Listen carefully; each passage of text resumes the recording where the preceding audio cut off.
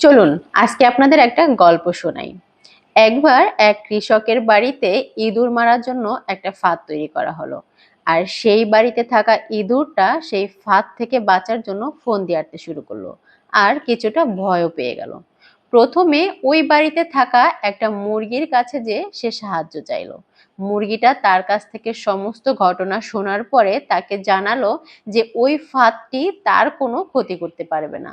অতএব তাকে এই ফাঁদ থেকে বাঁচার জন্য সে কোনো ধরনের সাহায্যই করতে পারবে না। মুরগির কাছ থেকে এমন উত্তর পেয়ে ইঁদুরটা এক প্রকার হতাশ এবং দুঃখ পেল বড়সড়। এরপরে সে ওই বাড়িতে থাকাই একটা ছাগলের কাছে যেয়ে সমস্ত ঘটনাটা খুলে বলে এবং মুরগির বলা কথাগুলো তাকে দুঃখের সাথে জানায়। কিন্তু ছাগল সব কথা শোনার পরে মুরগির মতোই উত্তরটা দেয়।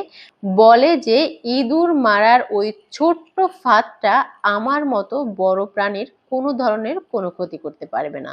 সুতরাং তোমাকে আমি এখানে কোনো সাহায্য করতে পারবো না, আমাকে মাফ করো। খুব স্বাভাবিকভাবেই ইঁদুর ছাগলের কাছ থেকেও দুঃখ পেয়ে অতঃপর ওই বাড়িরই গরুর কাছে যে সাহায্য চায়। গরু তাকে কটাক্ষ করে বলে, তোমাকে যেখানে মুরগি ছাগল এরা কেউই সাহায্য করলো না, ওদের মতো ছোট প্রাণীরা তোমাকে অবজ্ঞা করলো, সেখানে তুমি আমার মতন একটা বড় সড়ো প্রাণীর কাছে এসে কিভাবে সাহায্য চাইতে পারো?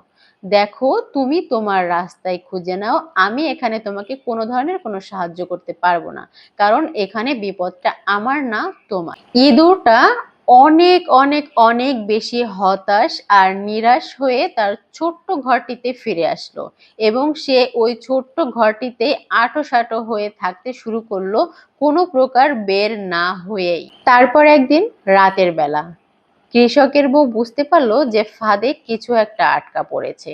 আর সে তখন ওখানে হাত দিল। হাত দিতেই সে কামড় খেলেন, দেখলেন ফাঁদে ইঁদুরের বদলে একটা সাপ আটকা পড়েছে। সে অনবরত চিৎকার করলো আর তার চিৎকারে কৃষকের ঘুম ভেঙে গেল। পরে চিকিৎসা কাজ শুরু হলো। ডাক্তার আসলো, তার চিকিৎসা শুরু করলো, কিন্তু অবস্থা মোটেই ভালো না।